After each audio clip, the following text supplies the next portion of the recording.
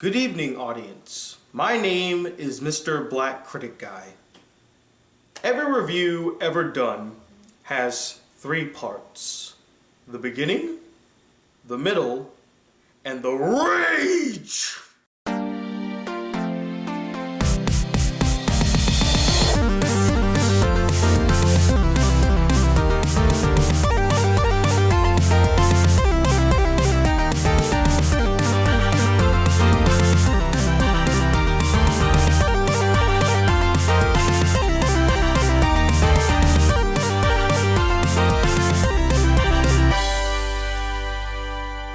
Hey guys, the Black Critic Guy here today to review the film Goosebumps. Now, Goosebumps is about this teenage boy and his mother who moved to Mass in Delaware, and they have these really strange and peculiar neighbors. One, a really cute girl, and her father who acts a bit strange and distant. So the boy is kind of wondering, what is his deal? So one day he decides to break into his house and investigate. And what he discovers is that his neighbor is actually R.L. Stine, the writer of Goosebumps, and he finds all these manuscripts inside one room and decides, you know what, I'm just gonna open one of them.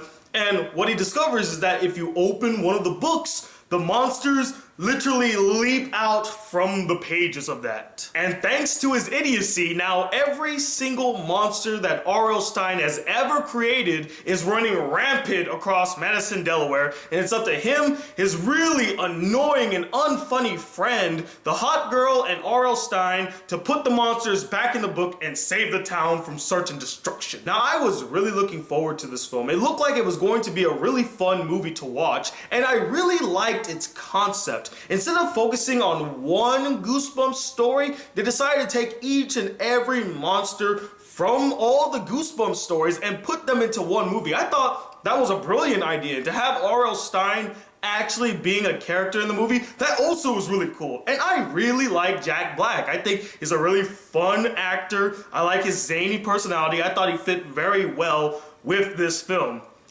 Sadly though, its execution was a bit underwhelming. Now, this isn't a bad film, mind you. In fact, there are a couple parts in the film that I actually enjoyed. Like the visuals. The visuals looked really good and they were solid. The monsters had really great designs. They looked cool and scary. I love the concept still. The concept still works for the story. And who they chose as the main villain, the main antagonist of the story, that was a brilliant choice, because out of all of the monsters that R.L. Stine has ever created, he was in fact the scariest. I remember as a kid, I used to read that book and say to myself, man, if that guy was like the main villain of a story, I would crap my pants, because he is really frightening, and he was really cool in this movie. He worked as the main antagonist. I actually really dug the relationship between the teenage boy and his mother, played by Amy Ryan. And Amy Ryan is just a stellar actress. I mean, she could pull off both comedy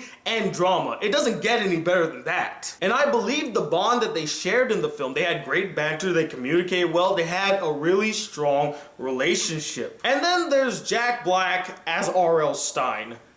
He was hit or miss for me in the film. Sometimes I actually really liked him and I enjoyed his performance, while other times I felt like he was trying way too hard. He was overacting the crap out of his performance and it just didn't register with me. But I still liked the energy that he brought to the film, and I'll say he did an okay job. But I can't deny that there were so many parts in the film where I was doing this.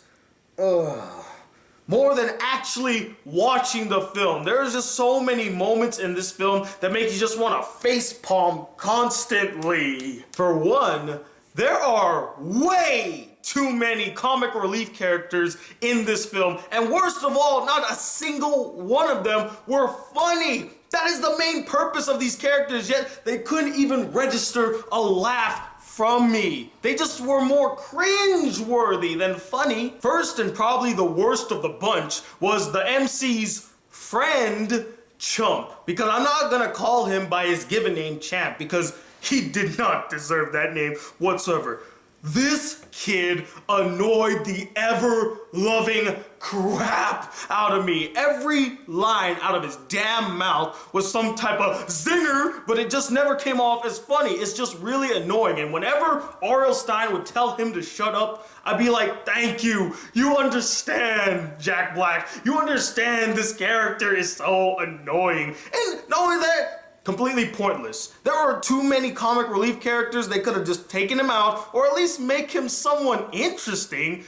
He's a dweeb. He is a dweeb. Sorry, kid. The only goosebumps you're ever gonna give is the chill you send down my spine whenever you freaking talk. There are quite a number of cliche plot points throughout the entire film, and many plot points that were either completely unnecessary and forced, or just didn't make sense whatsoever. And I know what you're gonna say. It's a kid's film. Is it supposed to make sense? But again, as I said before, I don't believe saying that something is a kid's film is an excuse. Your plot still needs to make a bit of sense. Like, there's this really insultingly short subplot dealing with the main character's dad dying last year that really serves no other purpose to the story. It was just shoehorned in there. Now, the reason I say insultingly is because it actually could have been something deep and could have added some depth to not only the story, but the characters as well, but it's completely squandered. It's thrown in there to be like, oh yeah, the dad died, and oh, we miss him so much. Oh no,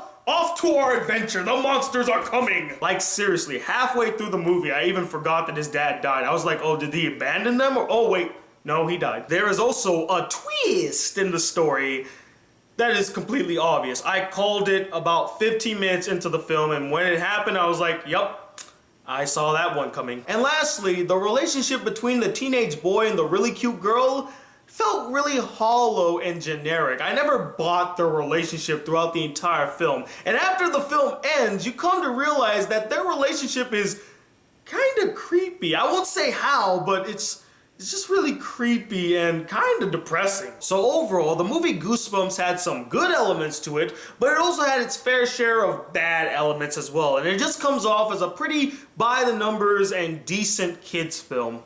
And that's why I'm gonna give it a 3 out of 5 stars.